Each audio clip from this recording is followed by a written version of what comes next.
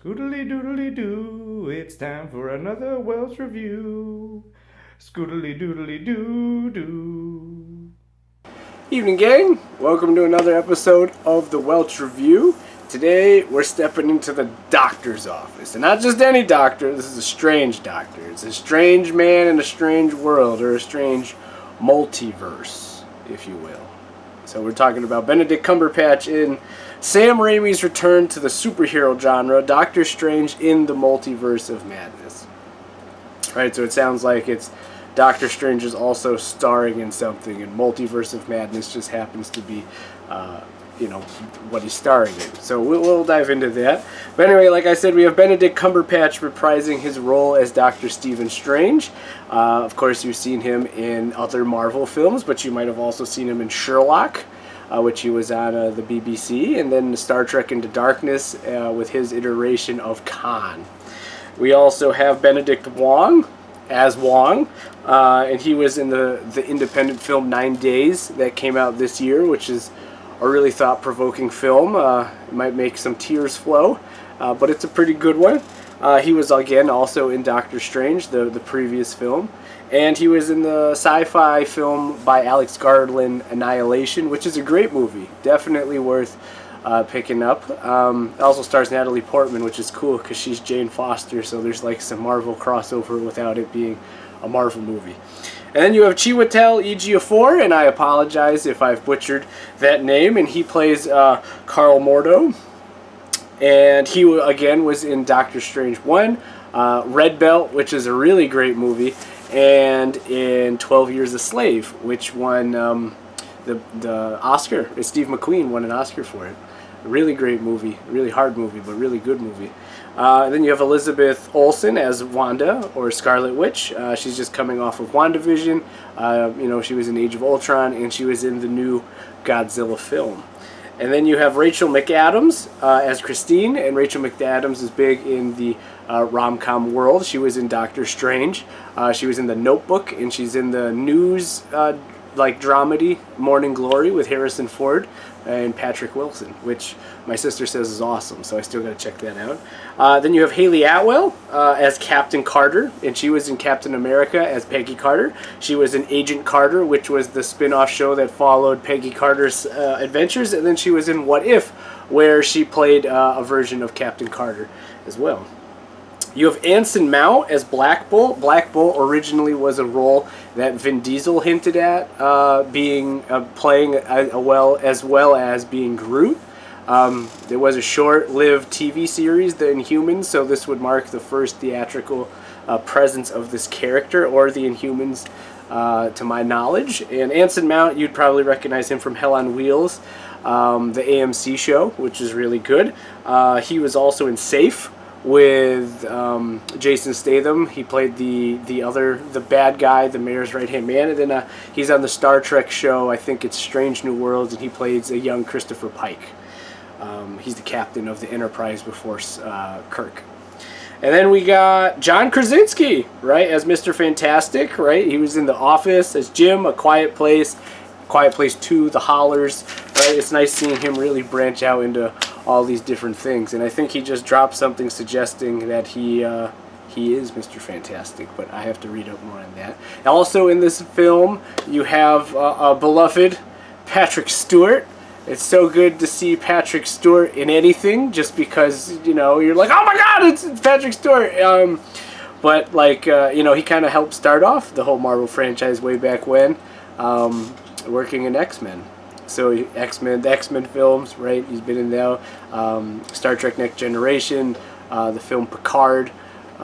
He's just an all-around very talented actor, and it's nice seeing him get to be this role again. So any excuse for them to bring back Patrick Stewart, I hope Marvel does this. And then this movie, of course, is directed by Sam Raimi, who probably most known for Evil Dead 2, Army of Darkness, and then the Tobey Maguire Spider-Man trilogy, right? So, in a way, you got two heavy hitters who helped propel Marvel to what they are today, right? Patrick Stewart being in the X-Men franchise, and then Sam Raimi, who directed the original Spider-Man trilogy. Without either of these guys, we wouldn't have what we have presently, you know. And if I did this right or read right, what I mean is, you know, Kevin Feige had small producer credits in both of those films, so it's cool that he kept the Rolodex for those movies and kind of got people back into it. Now, I guess hopping into the film itself, Multiverse of Madness takes place right after the events of No Way Home, right? So the multiverse has happened, right? We're all very aware of that. And in a way, it's kind of trying to be like a character piece, right? Where it just follows Stephen Strange, right? He's going to Christine's wedding, and as you remember, that was his big love interest. That's who he wanted to be with, who the chance he blew because he was so egotistical. In a way, he's kind of like I would say more of a pessimistic, same kind of like Tony Stark-esque character, except you like Tony Stark more than Stephen Strange. Stephen Strange comes on, you think, oh, that guy's a tool. You don't really like him, but you love Iron Man. And they seem to be kind of cut from the same cloth in some ways. But anyway, so it focuses, he goes to the wedding now. As he's going to the wedding, he happens to stumble upon this young woman who is running from this tentacled monster, and he of course has to excuse himself and go and save the day, do the whole superhero thing. Okay, great. In the process, Wong shows up, you know, they defeat the monster, save the girl, right? Typical hero stuff. Perfect. But the more important aspect of this is he's at the wedding, and he gets like a brief couple minutes with Christine, Elizabeth, nope, Rachel McAdams, not Elizabeth Banks, although they could be sisters.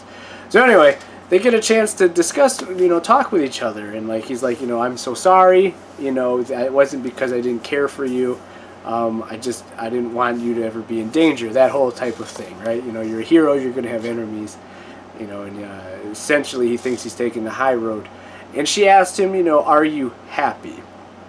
And that kind of becomes the whole antithesis of the movie, right? About Stephen being happy. Is he doing what makes him happy? Is he putting his real self forward, or just this superhero persona? And as he's doing that, he encounters Scarlet Witch, right? He goes to her, saying, "Hey, we have this, girl who's super talented, has all these cool powers. We could use your help in protecting her." And then, boom, it's revealed Scarlet Witch, what he needs to get, like, this dark text, right? And it turns out she's had it the whole time, and she's hell-bent on getting this girl's powers so then she can have her children back. So if you've seen WandaVision, this connects right with that series. Which is okay. So now we know she's the big heavy, and it's about how they journey through these different multiverses to try and stop her and find various ways to grow and change as people and heroes. And like, that's okay, but it just seems like, oh, we need this book isn't here, the book is in the next multiverse, then the book's not in that multiverse, then someone else had it.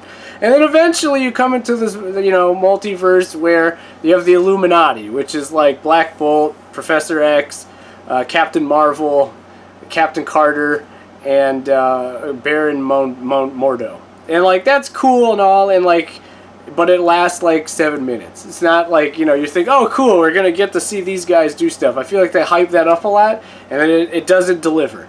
And nothing for nothing, but Doctor Strange, he's really boring on his own. Also, if you wanted Multiverse of Madness, or like just multiverse craziness, you should just watch Everything Everywhere All at Once, because it does this whole idea so much better. Like, so astronomically better. And it's way more interesting, and it's way more of a character piece than this movie is trying to be, to show you that Stephen Strange is worth standing out. Because all this movie showed me was that Marvel, like any movie, can hype things up and take your money and not deliver the goods. Like Thor 4, amazing film. Amazing.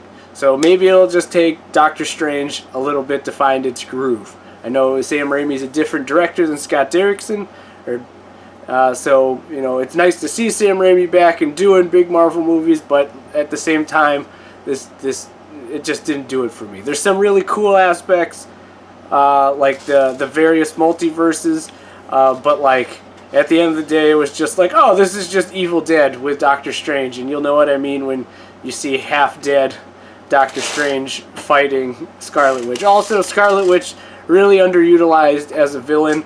I guess I wasn't really a fan of her to begin with anyway, but real weak as a villain. I didn't really buy it. And then there's a scene where like her kids are like, get away, witch, and they're throwing stuff at her, and it's like, no kid just stands there and throws toys at like a superpowered being who could like rip them in half. Like, that just doesn't happen, and it just seemed really dumb.